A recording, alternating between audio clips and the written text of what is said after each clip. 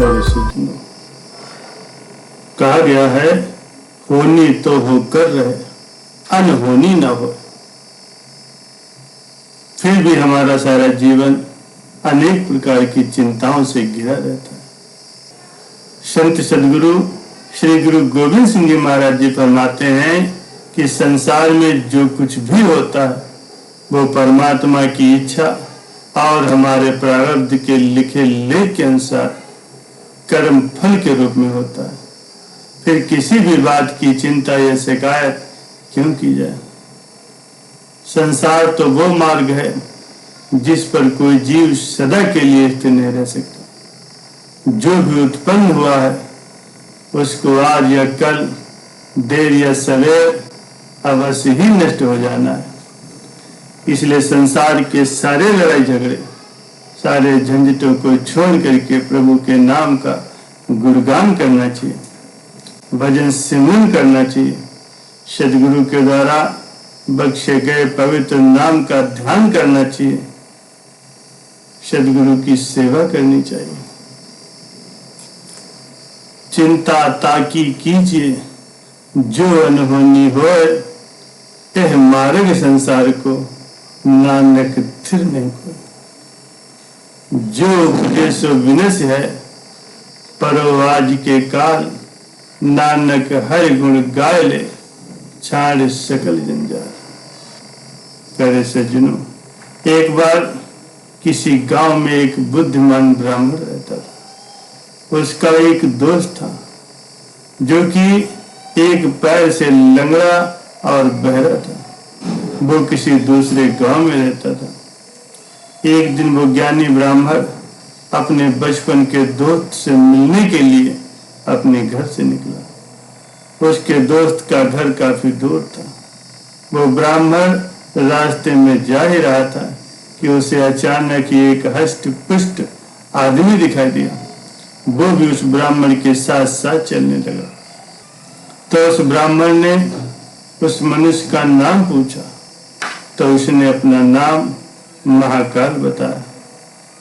ये सुन करके वो ब्राह्मण सोचने लगा कि मुझे भी काफी लंबा जाना है, चलो एक साथ मिल गए हैं जिससे रास्ता आसानी से कट जाएगा। अब वो ब्राह्मण और महाकाल दोनों साथ साथ चलने लगे। अचानक एक गांव आया। महाकाल ने उस ब्राह्मण से कहा, तुम चलो, मुझे इस गांव में थोड़ा सा काम है, मैं अभी आया। थोड़ी ही देर में उसी गांव में एक भैंस ने एक आदमी को लात मारी और थोड़ी ही देर में वो महाकाल उस व्यक्ति के प्राणों को हर करके फिर से उस ब्राह्मण के पास आ गया और बोला कि चलो। फिर वो ब्राह्मण उस महाकाल के साथ चलने लगा। थोड़ी दूर जाने के बाद फिर से एक गांव आया तो महाकाल उस ब्राह्मण से फिर बोला, मुझे इस गांव में भी थोड़ा सा काम है, मैं अभी आया। थोड़ी ही देर में उस गांव में आग लग गई। ये देख करके ब्राह्मण सोचने लगा कि यह आदमी जहां जहां जाता है वहां कोई न कोई दुर्घटना जरूर घट जाती है। अतः वो ब्राह्मण उस महाकाल से पूछने लगा कि भाई तुम कौन हो, सच सच बताओ। ब्राह्मण की बात सुन करके वो महाकाल बोला, मैं यमदूत हूँ, मनुष्यों के प्राणों का हरण करना मेरा काम है। उसके बाद ब्राह्मण ने महाकाल से पूछा, तुम यमदूत हो तो ये बताओ कि अगली मृत्यु किसकी होने वाली। तब महाकाल ने कहा कि अगली मृत्यु तुम्हारे उसी मित्र की होने वाली जिससे तुम मिलने जा रहे हो। वो ब्राह्मण सोचने लगा कि यदि ऐसी बात है तो मैं अपने मित्र से मिलने ही नहीं जाऊंगा। महाकाल ने ब्राह्मण से कहा कि तुम जो सोच रहे हो ऐसा कुछ नहीं होगा, होनी अटल है इसलिए होकर ही रहेगी। थोड़ी देर में उस ब्राह्मण ने देखा कि उसका मित्र उससे मिलने के लिए बड़ी तेजी से चला रहा है। जैसे ही उसका मित्र उस ब्राह्मण के पास पहुंचा, हृदयघात होने के कारण उसकी मृत्यु हो गई, जिससे उस ब्राह्मण को बहुत ही पछतावा हुआ। वो ब्राह्मण उस महाकाल से पूछने लगा कि अच्छा ये बताइए कि मेरी मृत्यु कब होगी और कैसे होगी। तब महाकाल ने कहा, तुम्हारी मृत्यु ठीक 6 महीने के बाद किसी दूसरे राज्य में फांसी लगने से होगी। वो ब्राह्मण फिर अपने घर वापस आ गया और सीधे अपने राज्य के राजा के पास गया और ब्राह्मण ने राजा से सारी बात बताई। तब राजा ने राज्यसभा में ये प्रश्न सभी के सामने रखा और ये फैसला लिया कहीं कि यदि ऐसी बात है तो उस ब्राह्मण को राजमहल में 6 महीने तक रहना होगा। राजा ने ब्राह्मण के लिए राजमहल में ही सारी व्यवस्था करवा दी।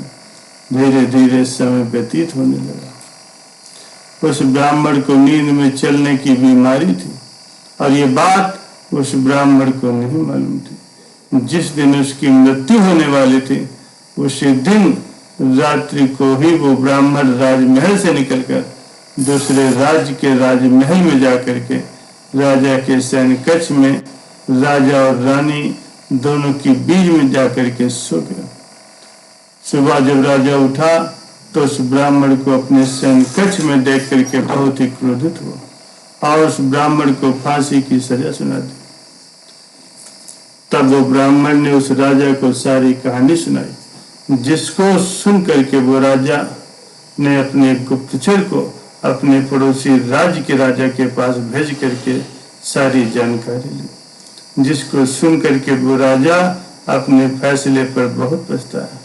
लेकिन उस राज का एक नियम था कि एक बार राजा जो सजा सुना देता फिर चाह कर भी उसे बदल नहीं सकता था। राजा ने एक राज्यसभा बुलाई और इसका उपाय पूछा। तब उस राज्यसभा ने यह फैसला लिया कि एक पतले धागे को फंदा बना करके आप ब्राह्मण को पहना दीजिए और अपना वचन पूरा कर लीजिए। फंदा पतला होने के कारण ब्राह्मण की मृत्यु भी नहीं होगी और आपके फैसले की लाज भी बच जाएगी। तब एक पतले धागे से फांसी का फंदा बनाया गया और उसके अगले दिन ब्राह्मण के गले में उसे डाल दिया गया और फंदे को खींच लिया गया। सभी ने ये सोचा कि ब्राह्मण को कुछ नहीं होगा, लेकिन उस पतले धागे की वजह से उस ब्राह्मण का गला कट गया और खून बड़ी तेजी से निकलने लगा। ज्यादा खून बह जाने की वजह से उस ब्राह्मण की शीघ्र ही मृत्यु हो गई। प्यारे सज्जनों, हमारे भाग्य में जो कुछ लिखा होता है वो हर हाल में होकर रहता है, उसे किसी भी हालत में बदला नहीं जा सकता। उस ब्राह्मण ने अपने बचने के लिए कितने उपाय किए, लेकिन मृत्यु के आने पर कोई उपाय काम नहीं आया और उसकी मृत्यु जो कि निश्चित थी वो हो गई।